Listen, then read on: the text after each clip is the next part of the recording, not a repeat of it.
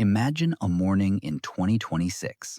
You open your phone and see a number that makes you feel empty inside. Zero. No investments, no savings, maybe even a negative balance. Loans, installment plans, a credit card you've been paying the minimum on for a long time. And at that same moment, you hear the same message from every direction. The market is overheated. Prices are out of control. Technology is about to take jobs, and starting from zero is already too late. Most people believe this and give up right there. They decide that investing isn't for them. But the truth is that if you start from zero, specifically in 2026, you can build wealth more cleanly and more calmly than at any time in the last 10 years. The only question is this: will you follow the crowd, or will you follow the path that actually works? The biggest mistake people make when they begin investing is thinking that everything starts with choosing stocks. It feels like the main question is what exactly to buy and at what moment. That feeling exists because the market is constantly shown everywhere. Charts,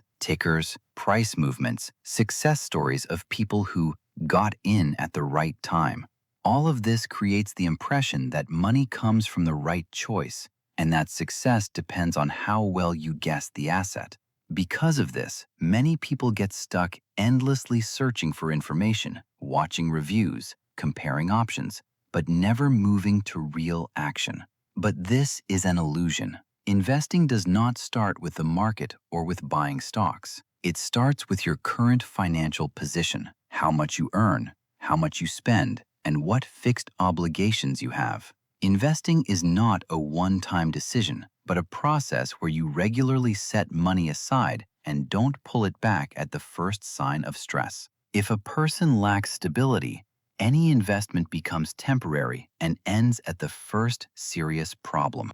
As long as a person has high-interest debt, their financial starting point is not zero, but negative. That debt works against them every day and automatically eats future money. In this situation, attempts to invest don't produce results because part of the effort goes toward covering the past. The earlier someone accepts this reality and starts acting in the correct order, the less time and money will be lost to mistakes. Most people don't want to look at this reality. Psychologically, it's unpleasant to admit that you're not just not started yet, but already in the negative.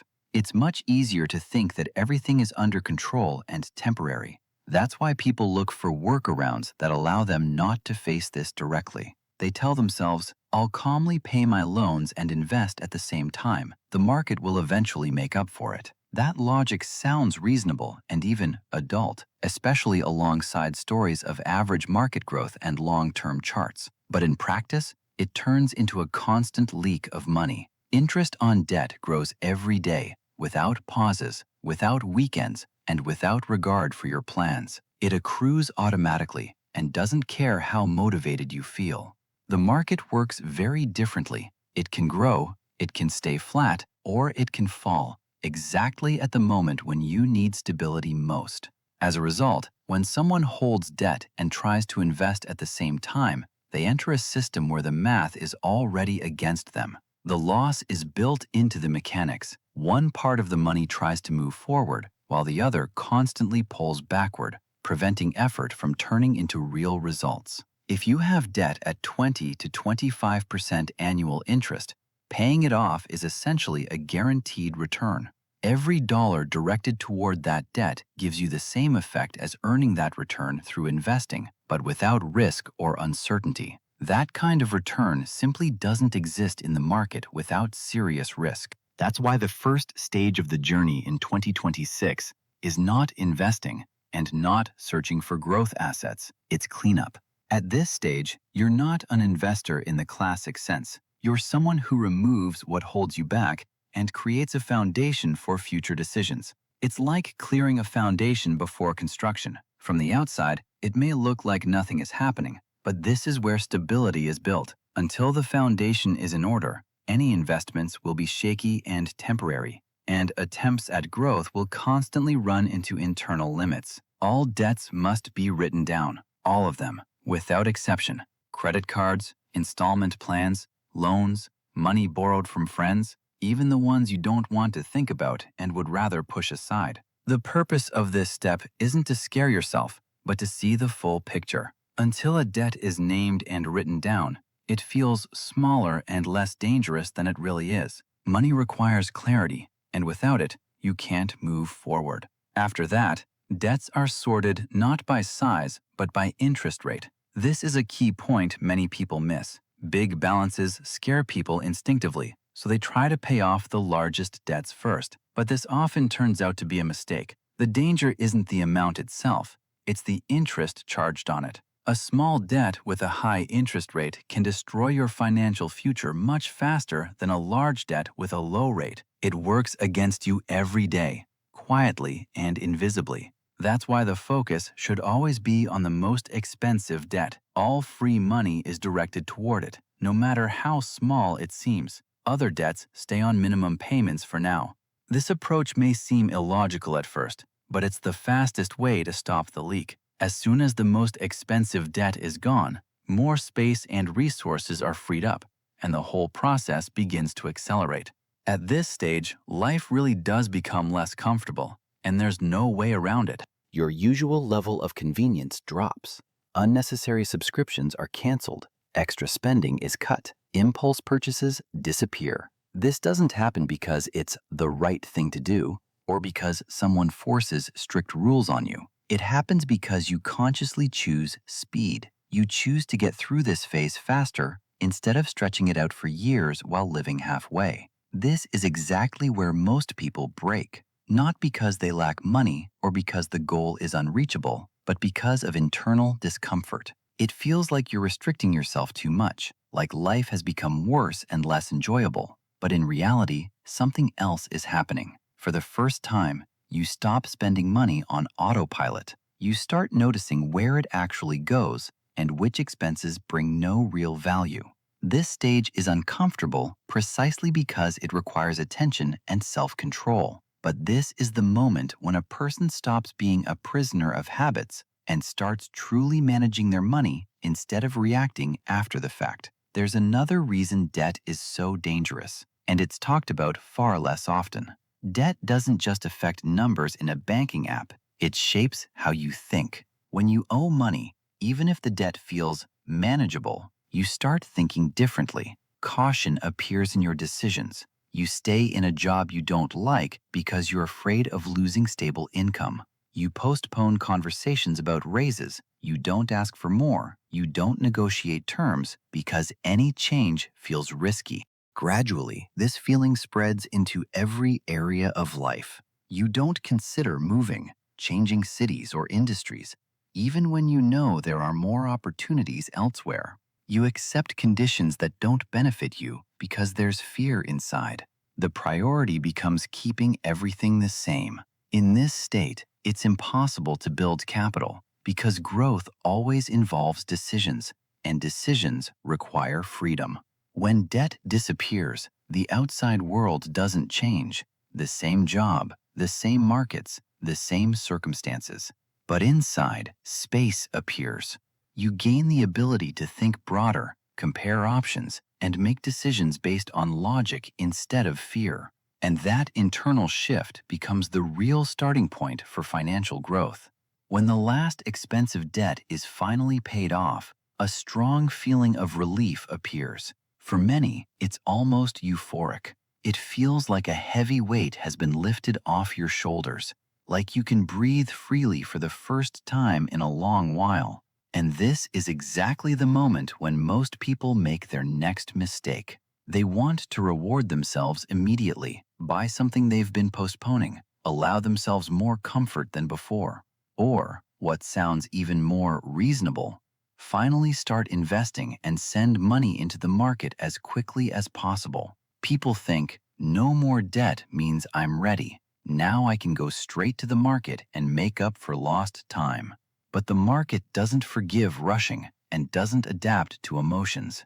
It doesn't know you just paid off debt and deserve peace of mind. Life steps in again, always unexpectedly. Cars don't break down when it's convenient. Illness doesn't ask permission. Jobs can be lost even in the most perfect moment when everything finally seems to be going right. And if at that moment all free money is already invested, vulnerability returns. Any unexpected situation forces decisions under pressure. That's why this stage is so dangerous. Emotionally, it feels like the worst is behind you, but structurally, protection hasn't been built yet. Until it is, even correct investment decisions can turn into problems simply because of timing. If at that moment all money is already invested and the market temporarily drops, the person has no choice. They can't wait for recovery. They can't ride out the downturn. They can't afford the patience described in investing books. They need money right now to cover everyday expenses and real-life problems. In that situation, they're forced to sell assets at a loss, locking in damage that could have been avoided with a different order of actions. This isn't about lack of intelligence or discipline, it's about survival. This is exactly how long-term hatred toward investing is formed. After such experiences, people reach a simple emotional conclusion. The market is a scam. Investing doesn't work. It's only for the rich or the lucky. They remember this moment as proof that it's better not to get involved at all. But the problem wasn't the market or investing as a tool. The order failed. The person entered the market without protection, without a buffer, and without the ability to wait. The market didn't punish bad asset selection, it punished instability. That's why the next stage is the most boring and at the same time the most important: a cash buffer. Many people dislike this step because it doesn't look like real investing. It's not about growth, returns, or the feeling of progress. It's not an investment. It's insurance. Ordinary money, without risk and without expectations. It doesn't need to grow or generate income. Its only job is to be there when it's truly needed. The minimum guideline is 3 months of basic expenses. For more peace of mind, 6. This money must be highly accessible without delays or conditions. It shouldn't be considered free money or planned for purchases or vacations. It's money for life, for moments when something goes wrong. Until this buffer exists, a person remains vulnerable, even if they technically already invest. And this buffer provides what no market can: time. Time to think, time to make decisions without panic, and the ability to survive difficult periods without destroying everything that's been built. Psychologically, this stage is one of the hardest. You look at the account and see money just sitting there, barely changing. No growth, no feeling of progress, no dopamine from numbers working. It feels like standing still while time passes. Against the background of stories about market growth and fast results, this stage feels especially frustrating. That's why many people want to skip it or shorten it, convincing themselves that it's unnecessary. But in reality, this is when the most important thing happens. The foundation is built. This buffer isn't meant to impress, it's meant to protect. It gradually removes the background tension that was always present. When the buffer exists, behavior changes. You stop making decisions under pressure. You know you don't have to sell investments in a bad moment just because you urgently need cash. You know you can wait, think, and choose a better option instead of the first available one. The most valuable thing here is time. This buffer buys you time, and time in finance solves almost everything. Most serious financial mistakes aren't caused by bad ideas, but by stress and urgency. People sell at losses, take bad loans, and pass up opportunities because they feel pressure. A cash buffer removes that pressure. It creates space between a problem and a decision. And in that space, calm, rational actions appear. The difference between a stable system and constant chaos. Only after this does real investing begin. And even here, the familiar desire to complicate everything returns. People want to feel smart. They want to feel in control. They want to believe they're making advanced decisions. They try to pick individual stocks, spot trends early, and beat the market. But the problem is that this control is an illusion. The market doesn't follow the logic of any single person, no matter how prepared they are. Even professionals with access to analysts, Data and complex models make mistakes regularly. Even large funds managed by teams underperform the market over long periods. This isn't about intelligence or effort. It's a limitation of the system itself. That's why brilliance isn't needed at the beginning. It doesn't give an advantage where there are too many unknowns. What's needed at the start is discipline, the ability to stick to simple decisions, repeat them regularly, and not change strategy because of noise, headlines, or emotions. Real investing doesn't begin when you feel smart. It begins when you can calmly do the same thing again and again, even when it feels boring. And that boredom, strangely enough, is what most often leads to results. The foundation of a portfolio is the market as a whole, without trying to pick individual companies or guess winners. It's regular investing at the same rhythm, regardless of news, crises, or loud headlines. It doesn't matter what the media is saying today, or whether they're predicting recession or growth. What matters is sticking to the plan. This approach looks too simple, almost primitive, which is exactly why most people reject it. They feel that if it's that simple, it can't work. The problem is that the human brain doesn't like simplicity over long periods. It gets bored. It wants action, emotion, and the feeling of constant control. That's why many people trade instead of invest. Trading creates the illusion of activity, buying, selling, watching movements, feeling involved. Investing requires patience and repetition, which clashes with the desire for instant results. Good investments almost always look boring from the outside, and that's their main difference from everything that usually attracts attention. They don't provide constant emotional spikes, don't feel like a game, and don't require daily monitoring. There's no adrenaline, no urgent decisions, and no feeling that you constantly need to do something to not miss out. That's why such investments often seem unattractive or even suspicious. Too calm, too simple, too few events. If the investment process feels exciting, keeps you in constant tension, and makes you check numbers regularly, it's almost always a sign that risk is too high. Emotions rarely help in investing. They push towards sharp actions, frequent strategy changes, and decisions driven by fear or greed. In those moments, people feel involved, but that involvement usually destroys long-term plans. The real power of investing shows up not in feelings or short-term results, but in time. It's an effect you can't feel immediately. It builds slowly, year after year, almost invisible. And the ability to tolerate this boredom, to not chase constant stimulation and not confuse activity with progress, is what most often separates those who actually build capital from those who stay busy, make countless decisions, spend energy, and end up in the same place. If you really want to experiment, that's normal and natural. The desire to try new ideas, test strategies, and feel more involved exists in most people, especially early on. The problem isn't the desire itself, but the role those experiments play. That's why experimentation should be limited to a small portion of capital, an amount whose loss won't destroy the plan or set you back for years. This approach reduces psychological pressure. You don't feel completely restricted, and the core strategy remains intact. Experiments become an add-on, not the foundation. The mistake most beginners make is doing the opposite, putting everything or almost everything into experiments, hoping to accelerate results. Any mistake then hits the entire system, causes panic, and leads to abandoning the plan.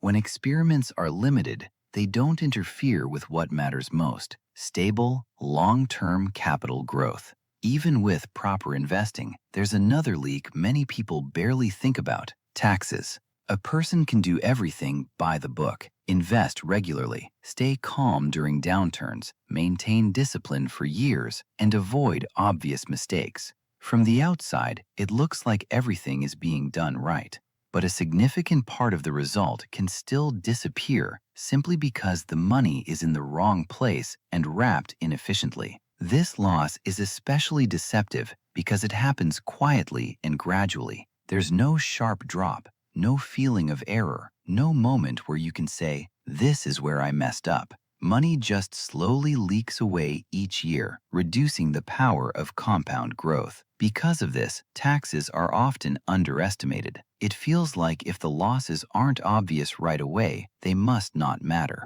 But over long periods, these invisible leaks turn out to be the most expensive. A person might believe the problem lies in the market, returns, or chosen investments, when in reality, the result is being eaten away at the structural level. The difference between where and how money is held turns into a massive gap over decades. That's why taxes aren't a secondary detail or something to deal with later. They're a core part of the system. Without accounting for them, even disciplined investing produces far less than it could. There are places where capital growth is barely touched for long periods, and places where a portion is taken every year, whether you sell anything or not. In the short term, the difference looks insignificant. Over decades, it becomes enormous. Not a few percentage points, but a completely different outcome. And in 2026, access to these tools is easier than ever. They're easy to open, easy to use, and information about them is widely available. Yet people still ignore them, not because they can't use them, but because they underestimate their importance or postpone the decision without realizing how much it costs them over time. Why does this happen? Because people fear restrictions. They believe that if money is placed in a specific structure, it becomes locked and unavailable when needed. There's fear of losing control and flexibility, especially if there were situations in the past when money was urgently required. So many people prefer keeping everything fully accessible, even if that freedom costs money every year. But in reality, restrictions often act as protection. They don't protect you from the market, they protect you from impulsive decisions. When access to money is too easy, temptation appears to pull it out at the first emotional trigger, during market drops, under the influence of news, or to solve short-term problems. That's how most people lose money, not because the market is bad, but because they exit too early. The right place for money can sometimes matter more than the investment itself. Even good assets won't produce results if they're constantly touched and rearranged. Restrictions create a pause between emotion and action, and that pause often saves years of work, allowing a strategy to reach the point where it actually starts working. Finally, the most underestimated element of the entire system is income. Most people focus on cutting expenses because it feels more understandable and controllable. But expenses have a hard limit. You can't reduce them endlessly without harming quality of life. At some point, saving stops producing meaningful results. Income works differently. It has almost no upper ceiling, which is why it plays a critical role in long-term strategy. Saving is protection. It helps stop money from leaking and keeps the situation under control. It creates stability and prevents small mistakes from becoming major problems. But saving has limits. Eventually, further cuts start reducing quality of life while barely changing outcomes. That's why saving alone won't take you far. It preserves what you already have, but it doesn't significantly increase speed. Income growth works differently. It's acceleration. It changes the pace of the entire process. When income grows, every step becomes easier. Debts are paid off faster. The safety buffer is built sooner. Investing becomes more regular and less stressful. You can spend years cutting small expenses and still barely move forward. But one strong skill can change your life's trajectory much faster. A skill that makes you more valuable, harder to replace, and useful across different situations opens new opportunities and increases your potential for years. That's why working on income isn't an extra step or something to do later. It's a core part of the system. Without income growth, even correct investing moves slowly and feels heavy. With income growth, the same strategy gains speed, and progress becomes visible and sustainable. A skill that makes you more valuable in the job market. A skill that's harder to replace and not tied to a single company or role. That skill becomes leverage, allowing you to earn more not by working more hours, but by increasing your value. It gives you the ability to choose conditions instead of simply accepting them, and the stronger that skill becomes, the more stable your entire financial system grows. 1 hour a day invested in learning may seem insignificant at first, but over the course of a year, the effect becomes disproportionate to the effort. That hour can produce results no amount of saving, skipped purchases, or small expense cuts can match. This isn't motivation or a catchy slogan, it's math. Most people choose the easier path not because they're incapable, but because learning is difficult, and being a beginner feels uncomfortable. Awkwardness, mistakes, and slow progress push people away. But this is where the accelerator is, the element that can multiply your speed and make every other step far more effective. A person who increases income automatically accelerates every previous step in the system. They pay off debt faster, build a buffer sooner, reach a point of calm decision-making earlier, invest earlier and more consistently, and accumulate capital faster. The difference isn't discipline or personality, it's scale. That's why income growth isn't an optional upgrade. It's part of the strategy. Without it, the system works, but slowly. With it, momentum builds, and each next stage becomes easier than the last. Investing in 2026 is not about guessing the market or finding the perfect entry point. It's about order, sequence, psychology, and patience. Most people fail not because they lack intelligence, information, or access to tools, but because they constantly change the order, rush, skip steps, and make decisions based on emotion.